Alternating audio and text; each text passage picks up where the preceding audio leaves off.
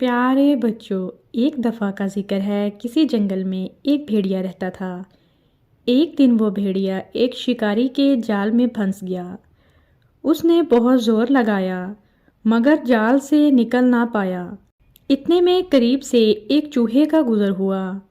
بھیڑیا اسے دیکھتے ہی انتہائی لجاجت سے بولا، بھائی چوہے، میری مدد کرو، میں اس جال میں بری طرح پھنس گیا ہوں۔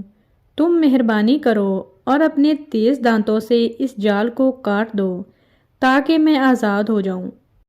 چوہا بولا، نہ بابا نہ، اگر میں نے تمہیں آزادی دلا دی تو تم سب سے پہلے مجھے ہی ہڑپ کر جاؤ گے۔ بھیڑیا بولا، تم ٹھیک کہتے ہو، میری فطرت کچھ ایسی ہی ہے، مگر تمہارے اس احسان کے بدلے میں وعدہ کرتا ہوں کہ نہ صرف میں اپنے آپ پر قابو رکھوں گا بلکہ جب تمہیں کسی اور درندے نے تنگ کیا تو میں تمہاری مدد کروں گا۔ چوہے نے بھیڑیے کی بات مان لی اور اپنے تیز دانتوں کی مدد سے جال کو کتر ڈالا اور بھیڑیا آزاد ہو گیا۔ بھیڑیے نے آزاد ہوتے ہی چوہے کا شکریہ ادا کیا اور کہا کہ آج سے تم میرے ساتھ رہو گے اور مجال ہے کہ جنگل کا کوئی دوسرا جانور تمہاری طرف میلی آنکھ سے دیکھ سکے۔ چوہا بہت ہی خوش ہو گیا اور ننھا سا سینہ پھیلا کر جنگل میں گھومنے لگا۔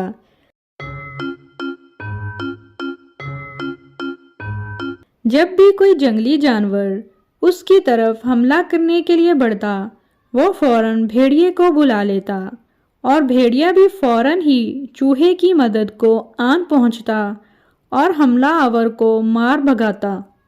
یہ دیکھ کر چوہے کی ہمت اتنی بڑھ گئی کہ راہ چلتے ہر چھوٹے بڑے جانور کی بےعزتی کرنے لگا اور یوں جنگل کے تمام جانور چوہے سے نفرت کرنے لگے۔ ایک دن اچانک بھیڑیا بیمار ہو گیا۔ وہ شکار کرنے کے قابل نہ رہا۔ بھیڑیے کی بھوک کی شدت بڑھتی گئی مگر کوئی بھی جانور شکار نہ کر سکا۔ چوہے نے ایک ریچھ کی بےعزتی کر دی۔ ریچھ غصے میں آ کر چوہے کو پکڑنے کے لیے لپکا تو چوہا فوراً بھاگ کر بھیڑیے کے پاس آ گیا۔ ریچھ بھی وہاں رک گیا۔ موٹے تازے چوہے کو دیکھ کر بھیڑیے کی نیت میں فطور آ گیا اور بھوک چمک اٹھی۔ چوہے نے جب بھیڑیے کے خطرناک تیور دیکھے تو وہ خوف زدہ ہو کر بولا، بھائی بھیڑیے، یہ کیا کر رہے ہو؟ میرے احسان کا یہ بدلہ دے رہے ہو؟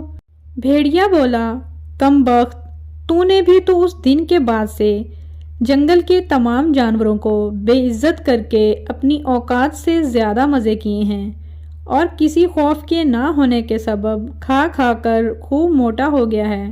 بھیڑیے نے کہا، چل اب میری بھوک مٹا، اور ایک ہی بار میں سالم چوہے کو ہڑپ کر گیا۔ پیارے بچوں، اس کہانی سے ہمیں یہ سبق ملتا ہے کہ عادت کو تبدیل کیا جا سکتا ہے مگر فطرت پر قابو پانا ممکن نہیں۔